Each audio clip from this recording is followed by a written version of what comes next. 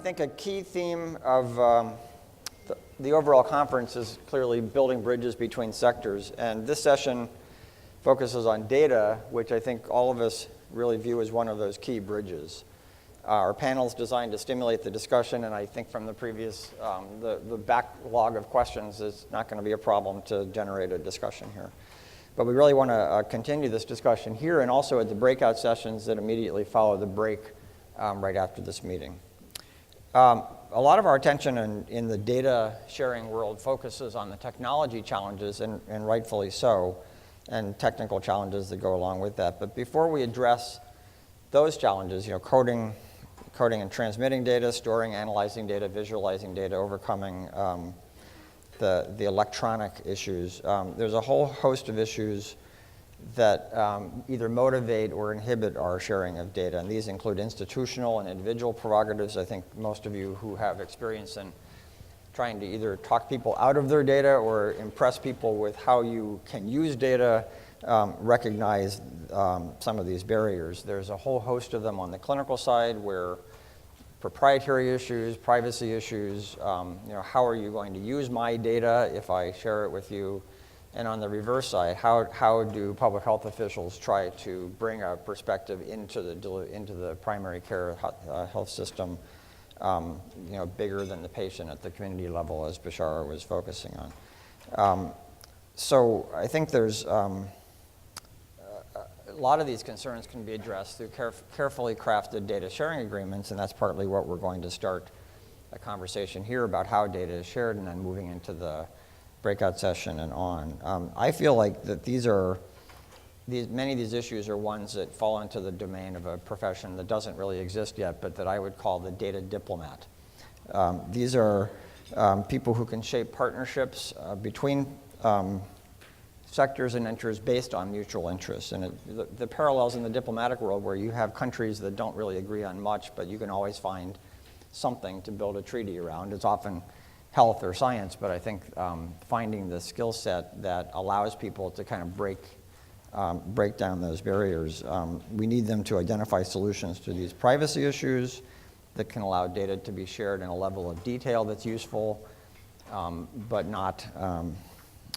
is simultaneously safe and legal. We need them to create third parties if we need to be the trusted intermediary of our safe houses for creating data sets.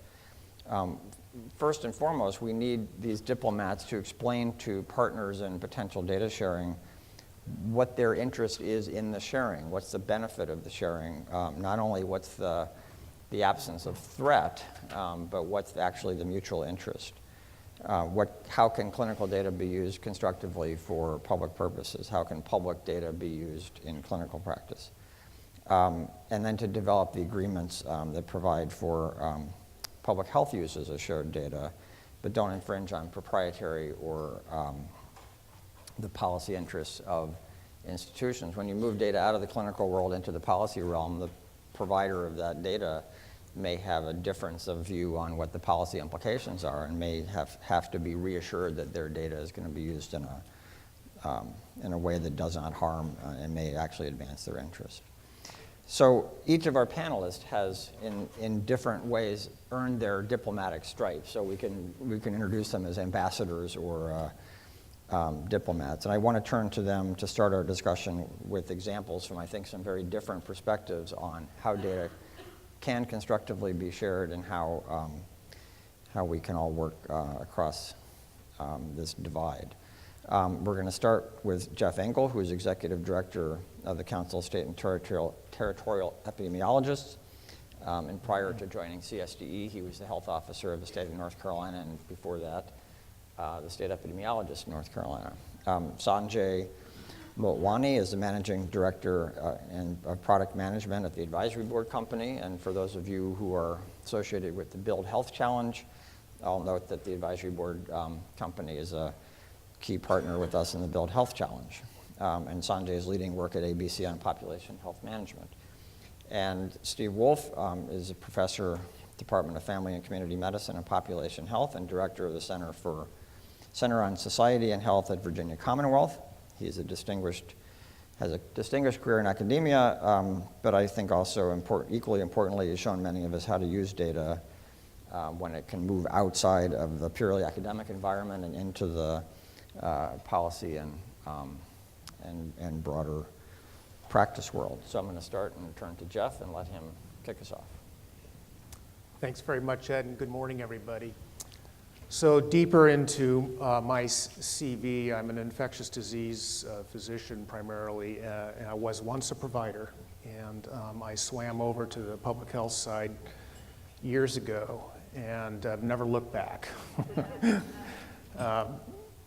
Practicing infectious disease medicine, 90% of what I saw was preventable, and it drives you crazy. You know, most of it was healthcare-associated infections and HIV disease, both of which are huge expenditures in the world, and all of which is preventable.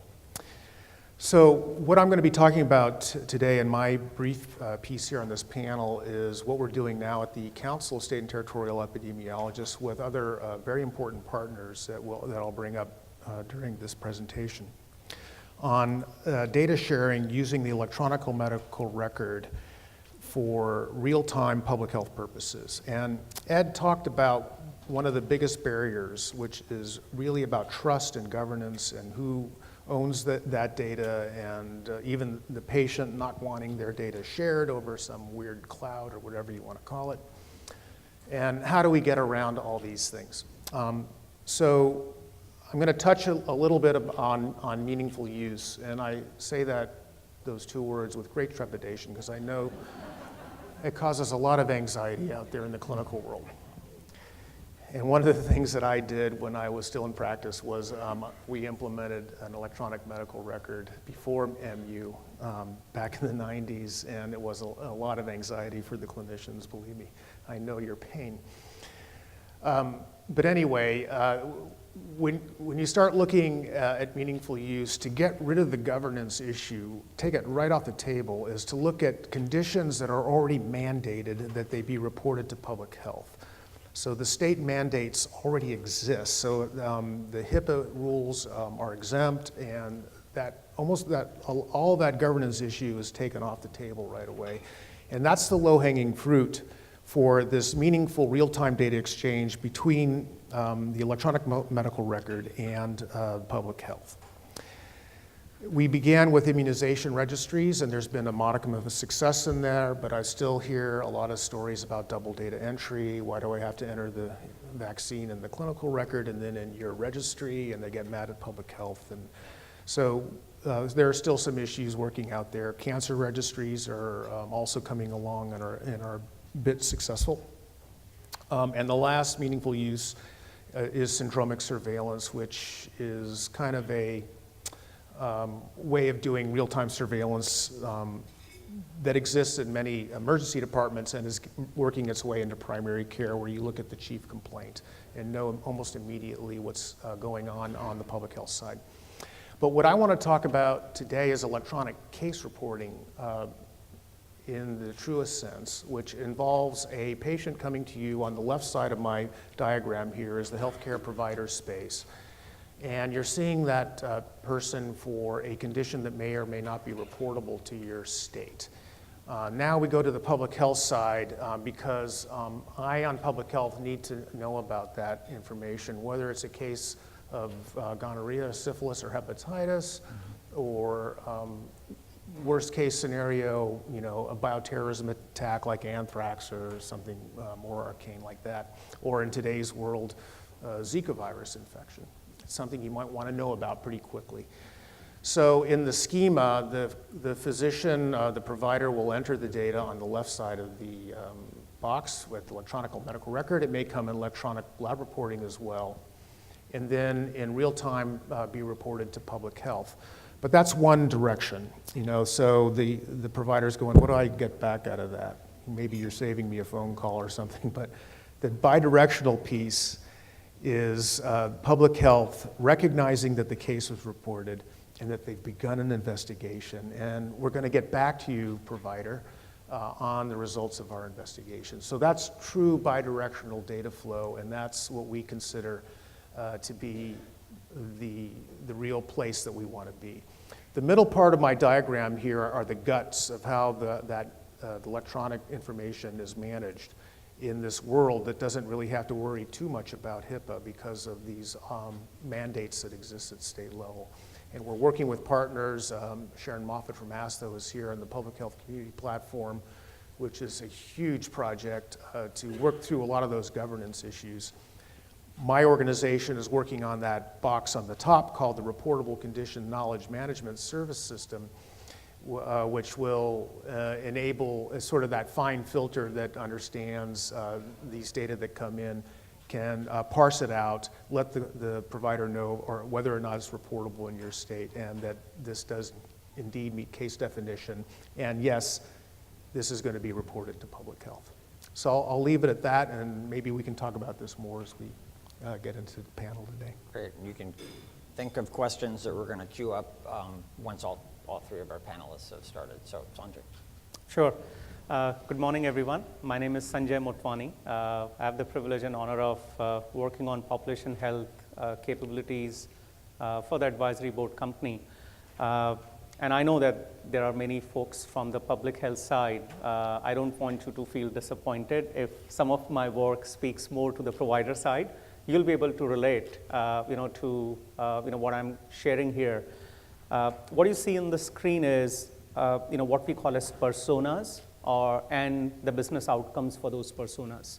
I think it's a fact that healthcare is uniquely positioned across all the various sectors in our economy in terms of the ecosystem approach. Be it the payers, providers, public health entities, patients, community resources. They all need to come together, based on the talk that we heard previously, as well as, what Ed said earlier in terms of population health initiatives. And when you think of, the outcomes that predominantly are being focused on around population health, they are in terms of improving the quality and reducing the cost. There is certainly the element of, patient experience, which is going to become more and more critical. But currently, if you go and talk to an ACO, or a clinically integrated network, it's primarily improving quality and reducing the cost. So when you think of, from an ACO executive's point of view, you're really looking for, across all the populations, how are you performing in terms of your, cost outcomes, utilization outcomes, quality outcomes. And then you want to be able to track those initiatives. You want to be able to assess the return on investments that you have made. So that's one persona. And this executive could be an ACO executive, a CIN executive, a CEO of a company, or a CFO. And then, their roles could change, from not just at the provider side, but it could be, an initiative that is trying to bring community resources and payer resources and provider resources together. So that's primarily from the point of view of an executive. And then you have, different interventions. What I'm showing here is essentially two interventions that are, more provider focused. One is what we call as the clinically focused intervention, and second is an operationally focused intervention. So on the clinical side, essentially this executive wants to work with a physician leader who could be focused on a region, could be focused on a practice, in trying to identify, what are the opportunities around quality? What are the opportunities around cost? By looking at, let's say, PMPM, by looking at avoidable ED, out of network, those kind of, initiatives. They want to engage the physicians. This is a huge challenge that we have found in terms of how do you engage physicians into these programs? What is the best way to reach them? And physicians, like any users in terms of, use of technology at least, they need to be met where they are. So how do you share, the analysis of this performance with those physicians? And then finally, in terms of this ACO executive working with the physician leaders, you want to track on an ongoing basis the progress they're making. But then it doesn't stop there. The physician leader needs to collaborate with the physicians in terms of specific chronic condition performances, specific quality measures, and then give them an opportunity to participate in the entire care delivery continuum by way of what's called as bidirectional EMR interoperability. We just heard about how much clinicians love EMRs, but what they don't love at all is having to deal with the interoperability issues between multiple systems.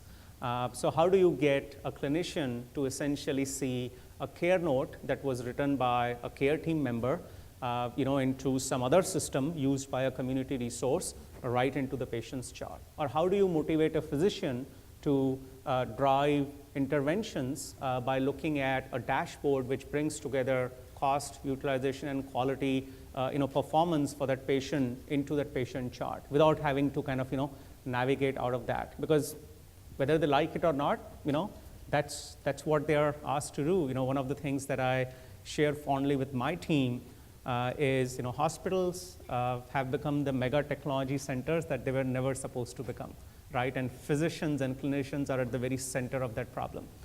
On the operational side, a big focus is on best-in-class patient stratification. We haven't really achieved that, but the good news is we have, strong, case studies, across the country. We have very specific tools and capabilities that can be used.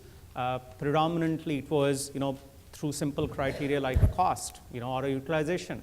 Now it is combining all of those, combining the fact that, patient hasn't responded to certain outreach efforts, combining it with, the care management actions, PCP assignments. So there is the traditional claims data, then you add with it care management data, clinical data, psychosocial data, and then be able to do best-in-class stratification, because the fact is that, if you look at the pyramid, there is no way we are going to be able to drive interventions beyond these top 30% of the population, which is the high risk, high cost, and the rising risk populations. And then in terms of those operational focuses, from the stratification, giving tools to the care management resources to drive certain actions, and then finally bringing the community together. The care management model predominantly was dedicated care managers, focusing on a panel of patients that were given to them. Now we have the behavioral specialists, skilled nursing facilities and so on added to it. And then finally adding patient to the mix. Behind, all of these outcomes, what you see here is some of the work that we have done. If you could go to the next slide, please. On the data side, and healthcare data is big data, bad data, and in this particular case, we have many scars to show, but at the same time, the work we have done, puts us in a direction to bringing that interoperability within not just the four walls of a system, but also outside of the four walls. What you see at the very bottom is a need, irrespective of whether it's a community initiative like the ones we have been talking about, or it is focused, primarily, let's say, for a payer or a provider, the ability to aggregate data from multiple sources. And that aggregation is something that needs to happen seamlessly. And that is where much of the challenges over the last 10 years have led to technologies which can allow you to do that. So I would say that the ability to aggregate data today is something that we can all hope to use tools which work. And where the challenge now is the reconciliation. How do you get, for instance, medications that may be in active state across multiple EMRs, systems, and to be able to reconcile in terms of the disparate data that comes to you. Or for instance, you have conditions into two EMR systems recorded for a patient, and you need the ability to reconcile it based on common ICD-9, ICD-10 codes. So there are probabilistic kind of matching models which allow you to do that. So we have invested significantly into those terminology services, those matching merging capabilities. So the need is not just aggregating data, but reconciling that data. And reconciliation has two models. One is an automated system-driven model, and second is giving tools to the humans who are performing those workflows, care teams and otherwise, to be the steward of those data. And then finally, being able to send this data back, to those systems from where either it came from or other recipients.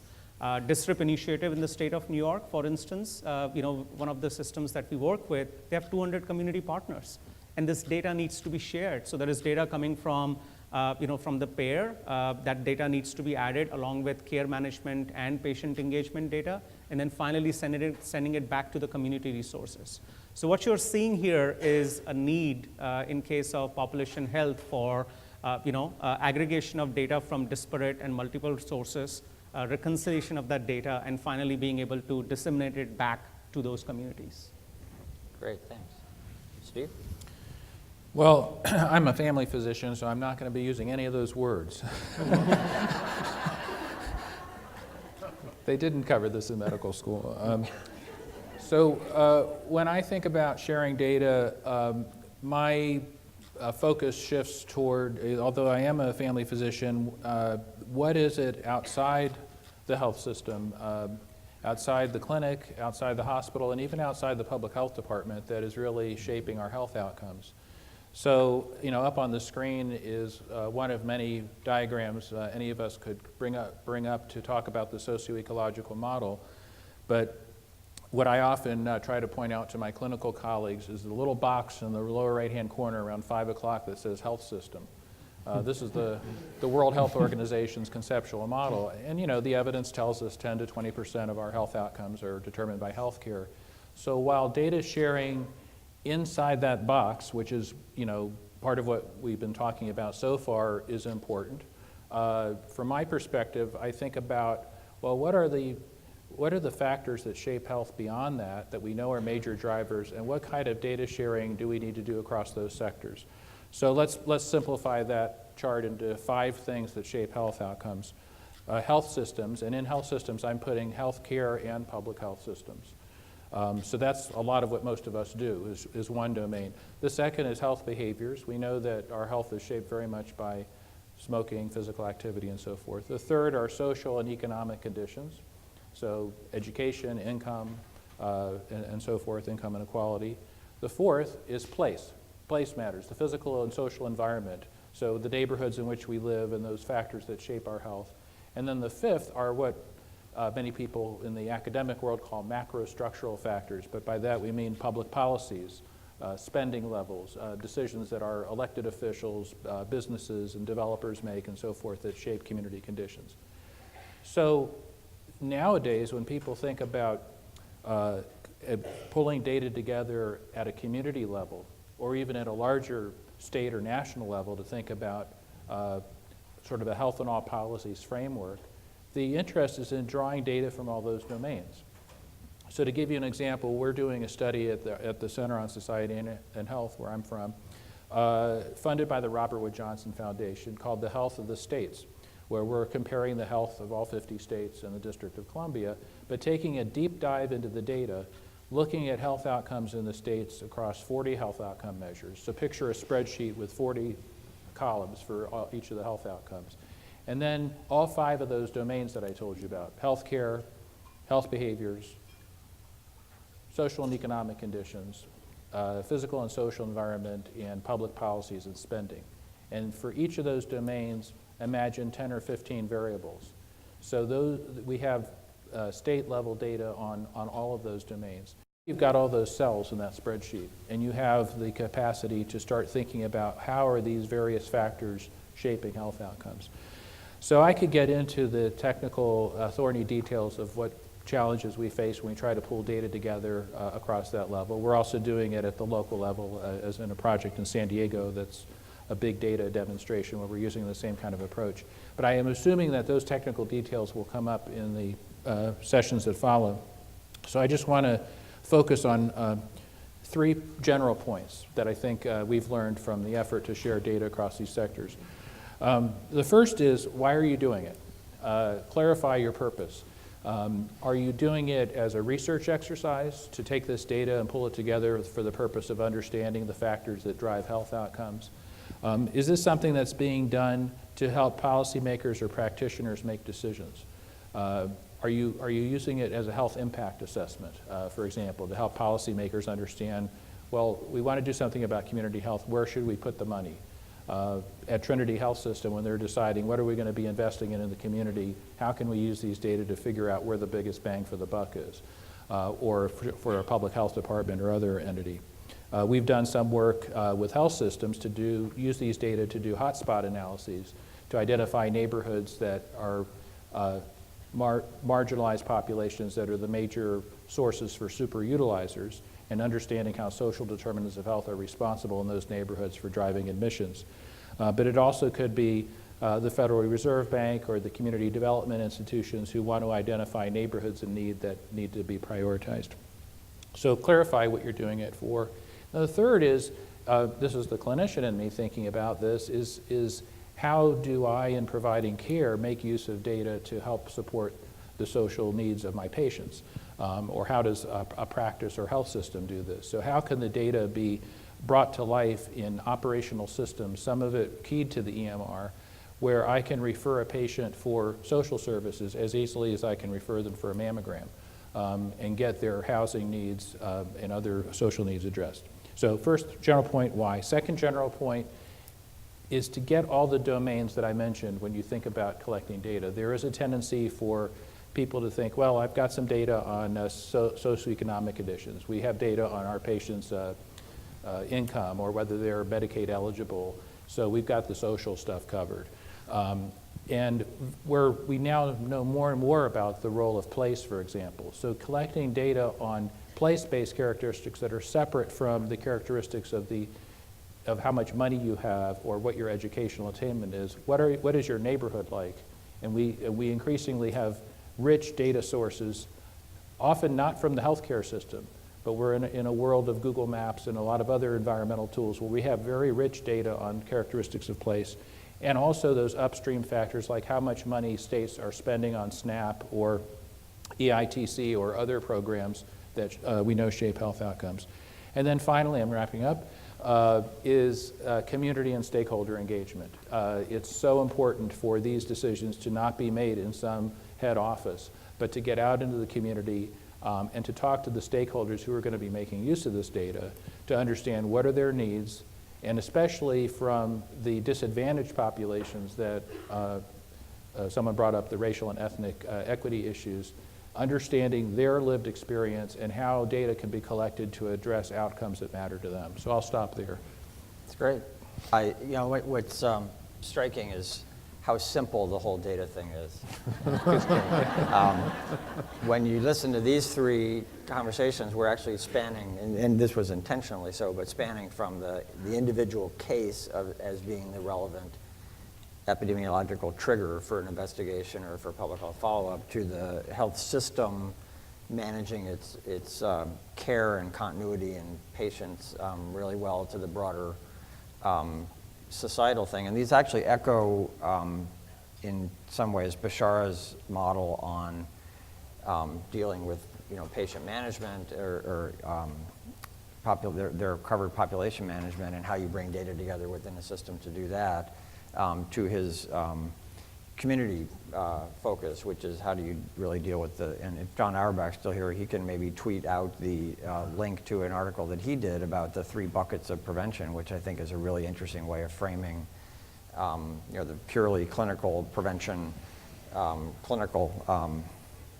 engagement to the other extreme of the purely population one, and then in the middle, this very kind of messy but constructive interaction between system and community. And there's a different data solution or imperative that goes with each of those. So I'm going to actually encourage you to think of questions, and I'm going to start with 1 or 2, but when people have questions across any of these spectrums, please jump up to one of the 2 microphones and start. So I guess part of what I'll start with is each of you have assembled data or are aspiring to assemble data, or and none of this, data exists in similar form in a lot of different places, and different communities have some of the same assets, or care systems have some of the same management of data challenges. What's replicable or what's unique about what you've been able to do? Maybe we'll start with the advisory board example.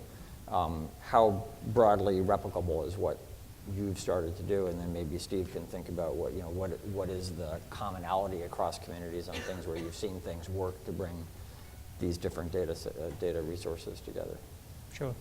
I think from the point of view of what is replicable, I would call out framework of aggregation, reconciliation of this data to be that single most thing which is replicable across different domains and different problems. So what you saw there was looking at it from a systems point of view or an ACO's point of view, you could potentially think of it as, a community. One of the communities that decides to bring the providers, the primary care, the government resources, and the payer resources together.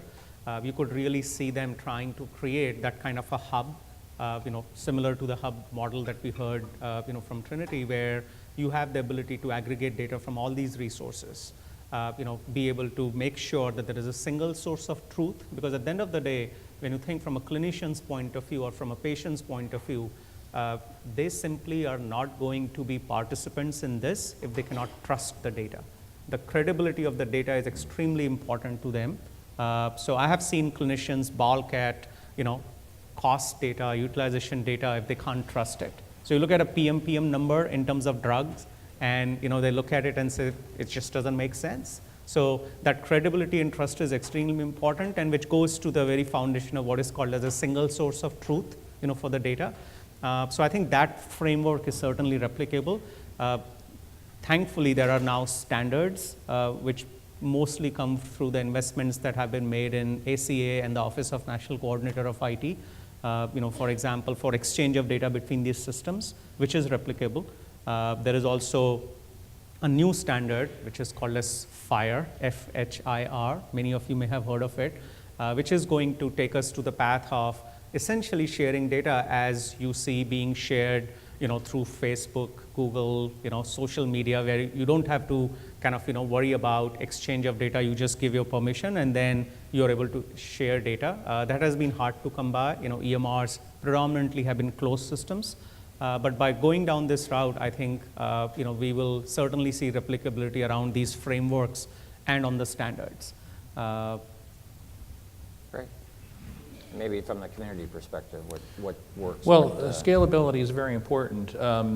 And I would say that, in the example that I gave of looking at 50 states, obviously we're working with data sets that are widely available across the country at the state level.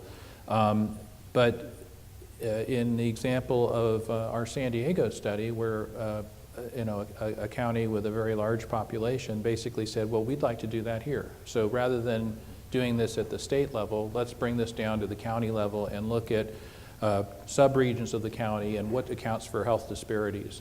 So our center produces a lot of these life expectancy maps showing big differences in life expectancy. How are the data in those 5 different domains at the sub-county level shaping health outcomes?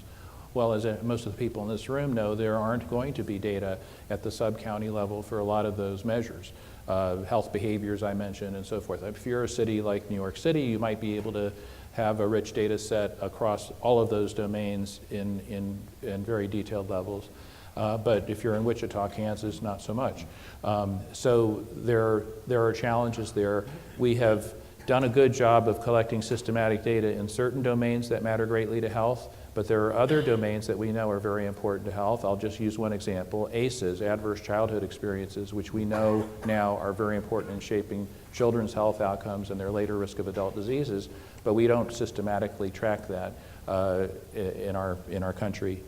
Denise Koo is here, and there's very important work that the Public Health Service is doing to try to systematize community-level data that we will hopefully be able to have at a systematic level. And that's where I think some really powerful analytics will start to become possible, when we can aggregate up from local level to state level and national level to understand how these variables integrate. Just maybe a quick perspective from Jeff on that. So if putting your state epidemiologist hat, or one of your member state epidemiologists, so you have lots of community resources coming together that characterize the community's social determinants, your 40 state, or even if a city does it, ranking, lots of information in the clinical system that helps manage their population of patients. What is a state epidemiologist? How does a state epidemiologist tap into that, and what do they do with that, and what's the, do they see the value of non-case specific data, and how do you incorporate that into the practice at a local or state health department? Right, well, that's, I think, one of the big challenges, because the state epidemiologist traditionally has been the infectious disease expert of the state in dealing with outbreaks. Outbreak management has been sort of their card. But I think there's a major shift happening, particularly at the large urban level, where we're seeing big city health departments, epidemiology core staff really getting their act together with these social determinants, looking at these data sources, mapping them in meaningful GIS such that it's at the street level, not at the zip code level, which is really not very helpful. And at the CSTE annual conference last year in Boston, we had a great presentation on some of those examples that was going on, and at that point it was King County and Seattle, where they were actually looking at some of these social determinants of diabetes and outcomes at the epidemiologist level. Now, bringing that up to the state level has been a challenge, and a lot of that has to do with workforce development. And part two of my presentation, you got the technical piece, which is, I think, relatively easy. The hard part is bringing the workforce up to speed with what's happening in the clinical world, in the government public health sector.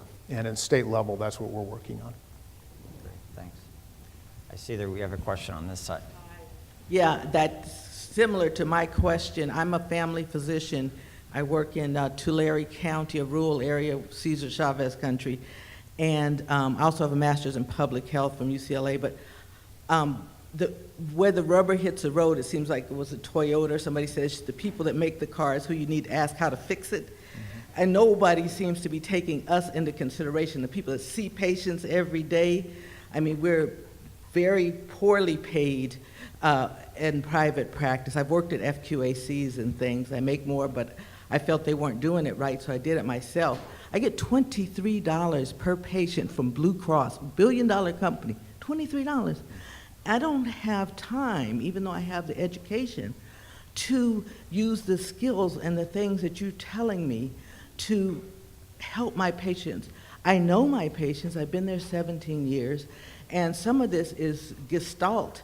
I know that they're in a poverty place. I know that the water ran dry in Tulare County, and I know these things, and we're not getting credit for that. I got told when they did my audit, well, you're a medical home. I'm not getting paid to be a medical home. They need to figure out how to pay family physicians to be a medical home. We do this because we like to do it. We like to care for people. But everybody else is sitting up in the ivory tower looking at the stats and doing all this stuff, and they're not helping us who's out here doing the work. So, I mean, the only reason I paid myself to come here was to find out, how are you guys going to help me?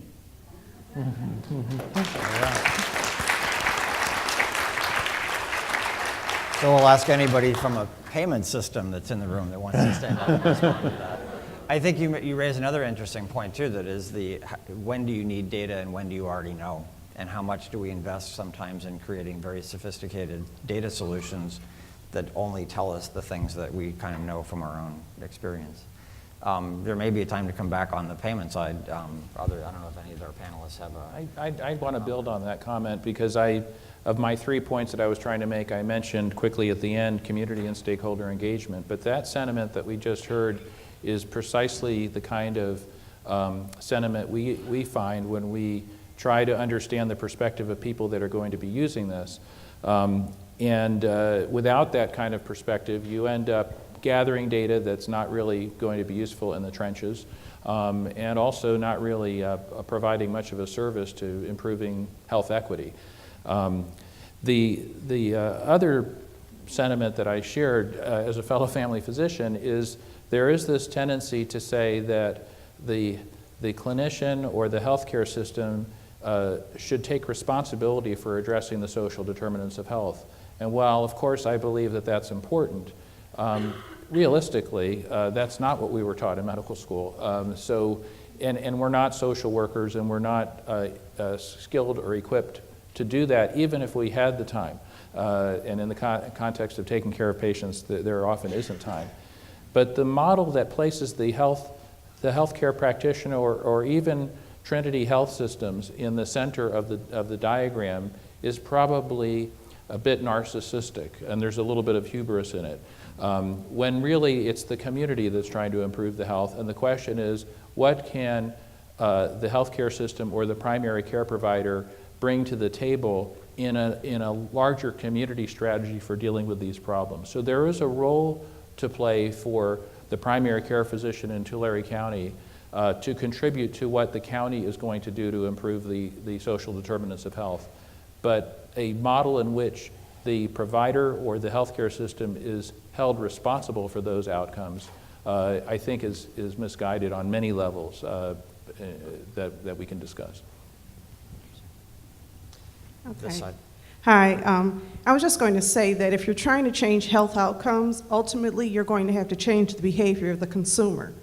And so my question is, what are we doing to increase access to consumer data so that the healthcare consumer can track and monitor their own health and well-being? Because systems of care don't really change people. People change themselves, and we already know that when we talk about behavioral health.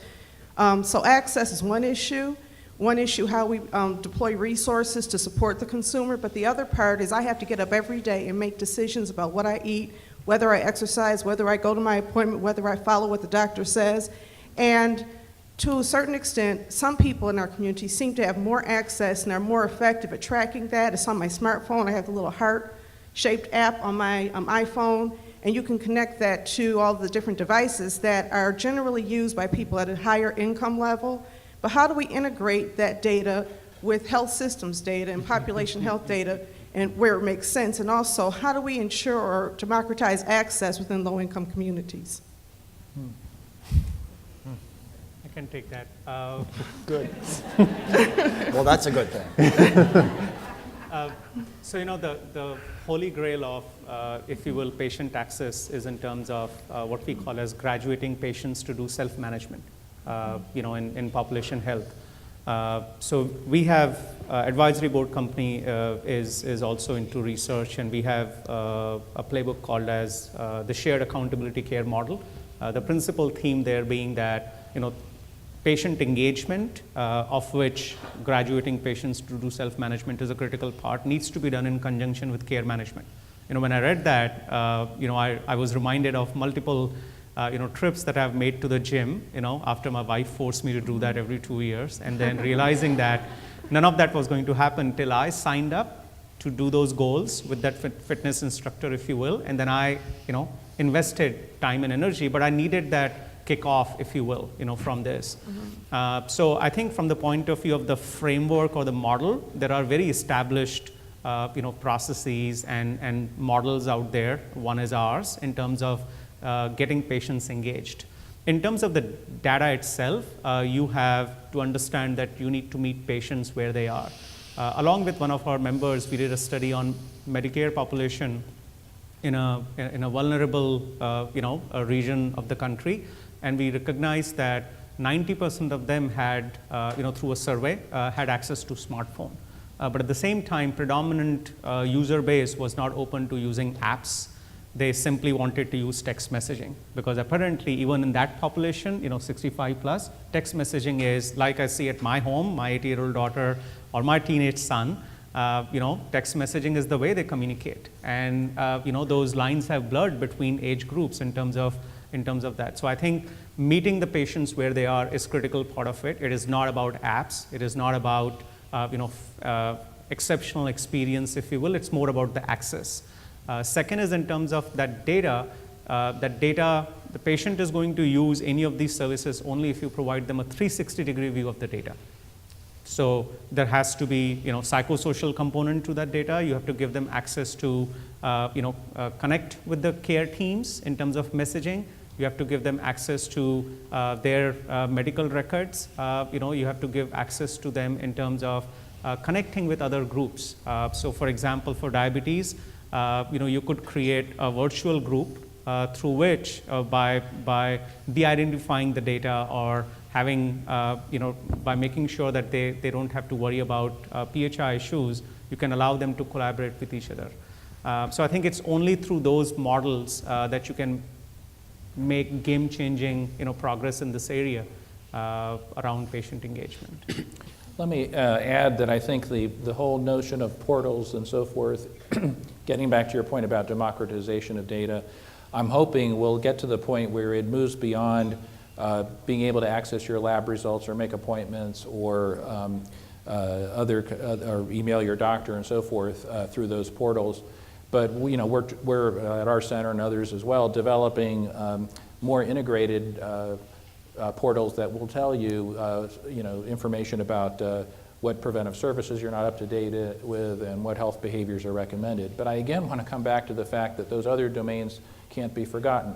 So if your child is overweight and you go to one of those portals and it says, Billy should be exercising outside 30 minutes a day, and it doesn't recognize that you're living in a neighborhood where that would really be unsafe, or there's no sidewalks and there's no facilities. But there is perhaps a program at the local community center or an after-school program that is offering opportunities. Why can't your portal also tell you that in the era of Google and so forth? So thinking more holistically about the factors that shape health and integrating those data tools is, I think, the way of the future. An example is people who have asthma, who have apps that they can wear on their phone, and these are in development, that can monitor the ambient air concentrations of what's going on their commute, on the bus that they ride, where they have lunch, and so forth, which is able to capture environmental data that's on a more granular level than current EPA monitoring does. So those apps can be transmitting data to the health department or to the environmental agency that can help understand hotspots where there's areas of concentration. But for the patient who's got this app, they've just been notified they've gone into an area where they better get their inhaler out. So that kind of use of data to help the consumer and at the same time inform policy, I think, is something we'll see more of in the future. Great. Thank you. Great comments. I have, in my history, used to work on survey planning, and there was a point where you wouldn't call a cell phone because it cost them money and it was invasive, and now you can't do surveys without really maybe even just doing cell phones. And for lower income populations, there was a crossover point where you don't have a landline anymore, you have a cell phone. So that, I think, opens up a whole new way of thinking about how you use technology and how that digital divide isn't the same as the one we used to think. And wouldn't it be great, I get from the county that we're in, I get traffic alerts every time there's something on the Beltway, but what if something was integrated with my health app about there's something going on at a park near my house that I could participate in? I mean, I'm not getting anything positive, I'm only getting the negative. I could get pollen, I could get other things. I see Lloyd at this. Lloyd Mitchner from Duke Practical Playbook, but I actually would like to respond with neither of those hats, but more as a family doc who's been working on this for a few decades. And I'd like to tie a couple of the comments together and make a bridge comment. One of them is the data absolutely matters, and the more granular you can get it, the more we can understand kind of the environment in which the folks we care for live, and the things that you talked about that we need to try to affect. I mean, in rural areas, it's transportation, it's housing, it's access to, in urban areas, it's food. We can't deal with those within our offices. We can help, but to Steve's point about there's an arrogance in thinking that we can solve those from a medical model, we can't. So the data helps because it gives context, but the other one, it goes back to the first question about how do we deal with this as physicians?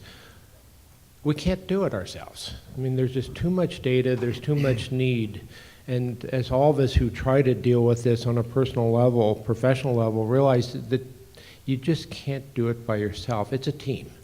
And it actually takes the team in the office, but even more, and I think that's what our work here together is about. It's the team with the community, the team with the health department, that trying to do it ourselves just drives us to frustration.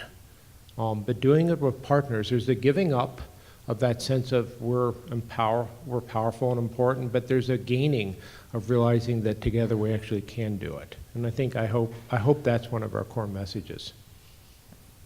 Over here, and let's try to keep to the practice of saying who you are and where you're from when you kick off your question. Hi, thank you. I am Nadine Chan from the Seattle-King County Health Department. And I think that when we think about data, we focus on, because we have a lot more of it, the individual data. And more we're using the granular hyper-local data to be able to tell the story.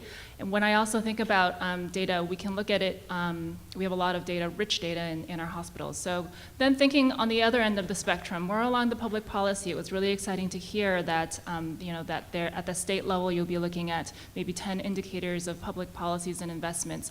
I think that's where the real opportunity is, to think about what are the domains in terms of where we would want to look systematically for improving our societies, going from cells to societies, and thinking about looking at things like the example of Tobacco 21. That's where the institutions with power have an opportunity to use their power to be able to make those changes that would impact, have far reach, and quite quickly. So it would be interesting to think about what are the systematic ways of looking at how we can look at policies and whether there are model policies in place at the county level, and where are the potential opportunities for that. I want to bring an example to this. In our local area, we've been working with communities, listening to communities, thinking about what is important in terms of for them to be able to get to health, for us to help our communities get to health equity. And we know that having a house is important. In the Seattle area, as with probably a few other areas, places that traditionally were affordable is being gentrified now because we've got people moving into those areas. And the people who used to live in those areas for many years and for generations are being pushed out. So we know that that displacement or involuntary displacement is important, and it matters for our hospitals as well if they want to be able to follow their patients.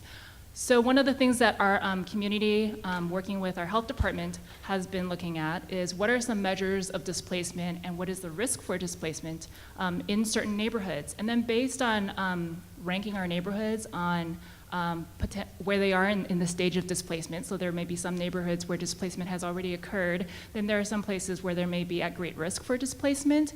There are a potential set of policy options or opportunities that partners can work together on.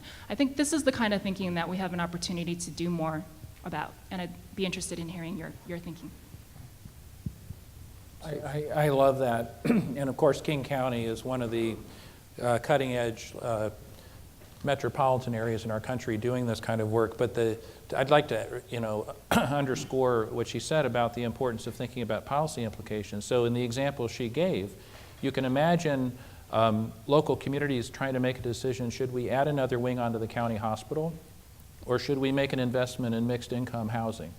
And what's the potential impact on health outcomes and healthcare costs from each of those choices? Again, this is a cross-sector framework that requires a different perspective than we're used to, and I think is going to be the way smart design in cities continues to grow. Esther Dyson, way to Wellville. So I love everything I'm hearing, and I'm a former data geek, and I love the ability of people to look at their own data and so forth. But we still are not, I think, dealing with the reality. So how many of you think muffins are healthy? It's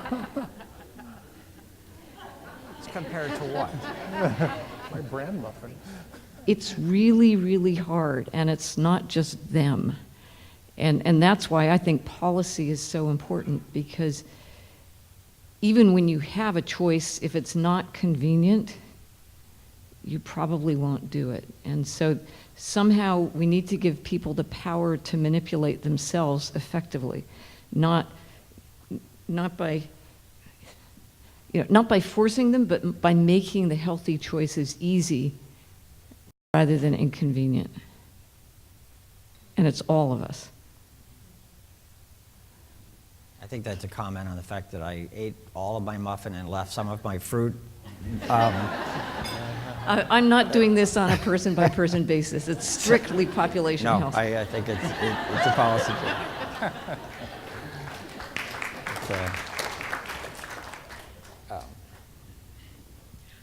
Other thoughts on that, or I think that's a really good comment and well taken. Mina. Hi, Minna Silverberg from Duke Community Health. I'd like to hear more about your experience with the quality of electronic medical record data and best practices for improving that quality. We do a lot of, we use a lot of EMR data for our evaluation work, and we find that we have to really dig deep and go back over and over to make sure that we're getting the data that we need. Just things aren't in the fields where we expect them to be. You know, the data entry is inconsistent. So just curious what your experience and thoughts are relative to that.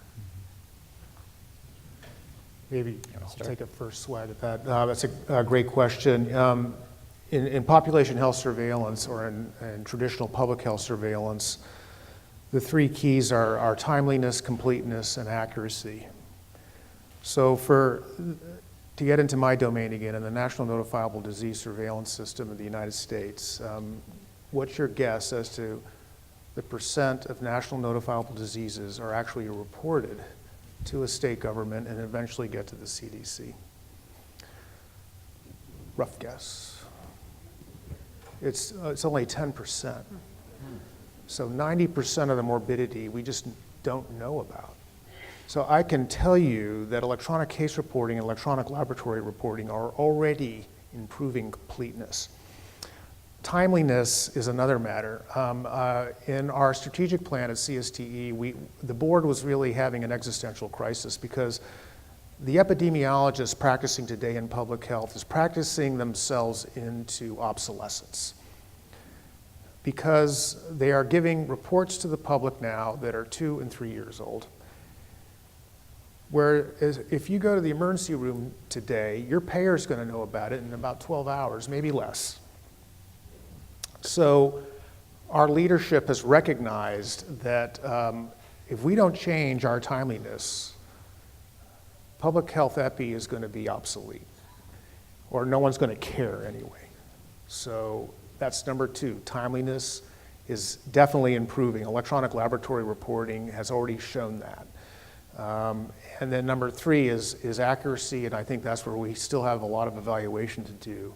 But it's very promising that these new methods are going to work. And if my slide, one of the areas that I talked about the top data flow, which is sort of the filter as to what's reportable and what's not. The coarse filter, which are the trigger codes that you enter into the electronic medical record. The fine filter being the RCKMS system.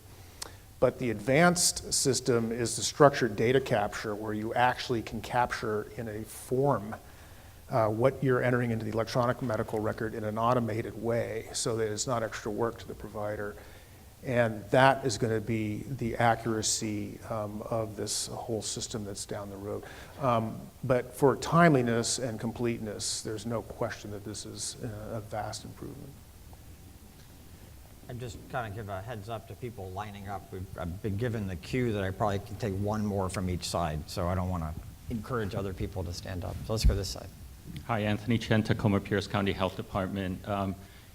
You know, I'm really wanting to know where the state of the art is in getting to where we need to go. So for example, we heard the panel talk about notifiable diseases. We have that, that's easy, it's a small pipeline. Syndromic surveillance, we have that, that's a small pipeline. Registries, we have that, that's a small pipeline. But when you look at, like we heard earlier about ACOs, I mean, a lot of that stuff is billing information.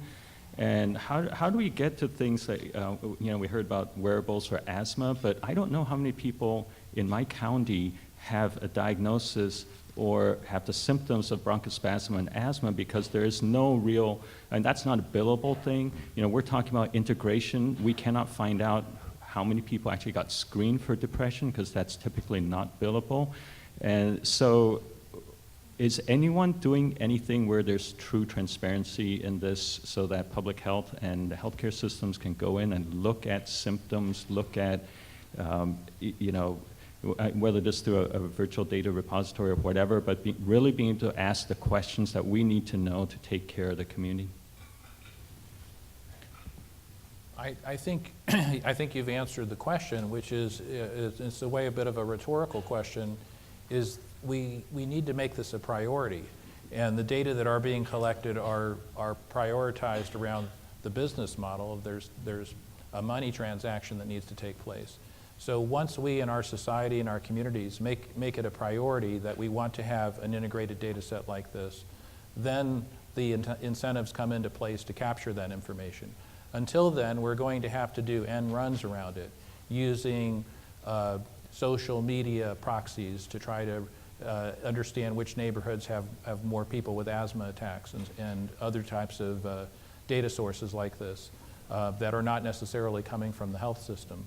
But in a perfect world, that would be prioritized, and there would be a systematic approach to capturing that data in real time to avoid some of the time delays that you're talking about. Last question to Maris. Maris Ash, Change Lab Solutions. I wanted to lean into the policy discussion a couple of speakers ago and just say, and it's a little bit of a plug, but we're a nonprofit organization, changelabsolutions.org, and it is chock full of model policies to address the social determinants of health. That's our role in life, funded by CDC, Robert Wood Johnson, the Beaumont Foundation. The nonprofit philanthropy sector is to serve the public health community equity leaders on what can we be doing at the public policy realm to change the social conditions, the environmental conditions in especially low-income communities to drive towards greater health outcomes. So it's all free for down use, and the model policies are designed to be tailored to local community needs. So I just want to really encourage people in this audience to use those resources to the maximum possible. Yeah, it's one word: change, social change, laboratories for democracy, creating change at the local level, solutions with an S. changelabsolutions.org. Great. Well, I want to thank you all for questions, and certainly thank the panel for their perspectives. It is a complex and multifaceted. It's so multifaceted as an issue that we have 4 breakout sessions following. So I want to encourage you to hit the panelists at the break, which immediately follows, and to